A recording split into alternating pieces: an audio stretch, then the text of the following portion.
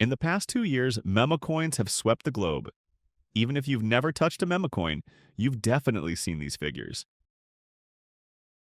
In fact, you can make millions of dollars in profit just by looking at charts from home. I'm Crypto Meme Master, and in the past 2 years, I've earned over 7 figures through trading meme coins. I believe that whether you are a beginner or someone who has never traded memecoins, you will gain something valuable after watching this video. Let's start with this episode: how to find 100x meme coins on dexscreener. Finding tokens is a crucial first step in memecoins trading, and dexscreener is a tool I frequently use and an important one. I'll first give a brief introduction to the features of dexscreener and then share my common settings. I am using the web version, but if you are an app user, the settings are the same. Let's start from the left side. dexscreener supports almost all chains, but currently most of the meme coin trading happens on Solana. In most cases, I'll choose Solana. This represents data from a certain period, including TXNs, volume, and makers. It's worth mentioning that makers refers to the number of traders during this period, and it's different from holders. Trending is a comprehensive ranking based on trading volume, liquidity, holders, number of transactions, and other factors.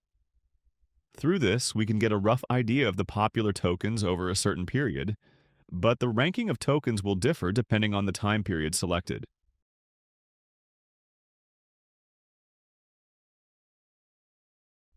For example, if a token was launched 24 hours ago, but most of its trades happened in the first 18 hours, and there were no trades in the last 6 hours, it will have a lower ranking in the 6-hour list compared to the 24-hour one.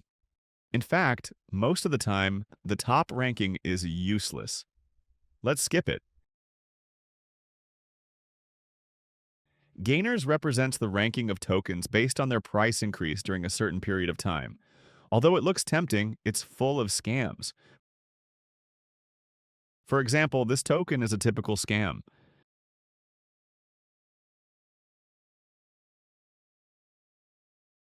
New pairs represent newly launched tokens within a specific time period, and they can also be used together with this section.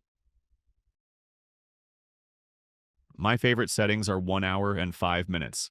This means the list below will show tokens launched within the last hour, and the 5-minute data shows activity within the last 5 minutes. I prefer to judge the trend of tokens through these data, such as a simultaneous increase in volume and makers, which usually indicates there is still room for the token to rise. These will be explained in more detail later. Of course, if you think the risk of new tokens is too high, you can extend the time to 6 hours or 24 hours.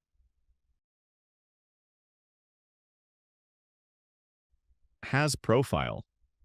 Filters tokens that have a social page, which means this section. Is boosted. This indicates that the team or community members have invested their own money into the token to make it more visible on dexscreener. If a token is boosted over 500, its name will turn gold, indicating that the team or community believes in the project and is willing to spend thousands of dollars just for visibility. However, if this number exceeds 2,000 or higher, it becomes a warning sign that the project might be up to something shady. Is advertising. This means the team has paid for advertising on dexscreener.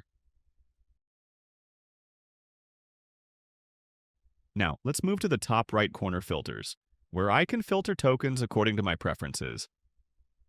I usually select PumpSwap, Radium, Orca, and Meteora, as almost all tokens are built on these 4 liquidity pools. The MIN in liquidity is set to 25,000. Too small liquidity often means a scam. The min market cap is set to 70,000, and the max pair age is set to 1 hour because I personally prefer trading new tokens. You can change it based on your needs. I usually don't adjust the other options, but you can change them according to the situation. Here's something to note. I usually set the man transactions to 5,000. I don't want tokens with no trades to appear in my list. That's all.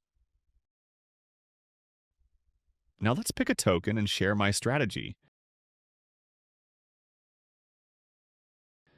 The top right corner shows the previously mentioned has profile. Below that is the token's detailed information. Transactions, volume, and makers are part of my judgment. Usually when the token price rises, these indicators also increase. Below, we can see holders. If we notice that many people hold about 2% of the token, but only 18% is in the liquidity pool, once someone sells all their tokens, it can have a big impact on the price, indicating that this token carries significant risk.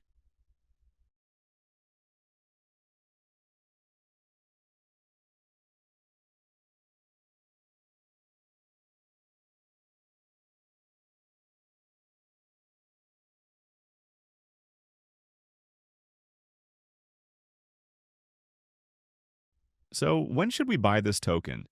If they can sell a large portion of their tokens to push the price down, that's when more people might participate. We need to focus on makers, volume, and TXNs. If there is a clear increase in these data, I would consider buying the token. That's all for this video. If you have any questions, please leave a comment below. Of course, if you want to know more about memecoins, please follow my channel where I will post more videos about memecoins. Thanks for watching.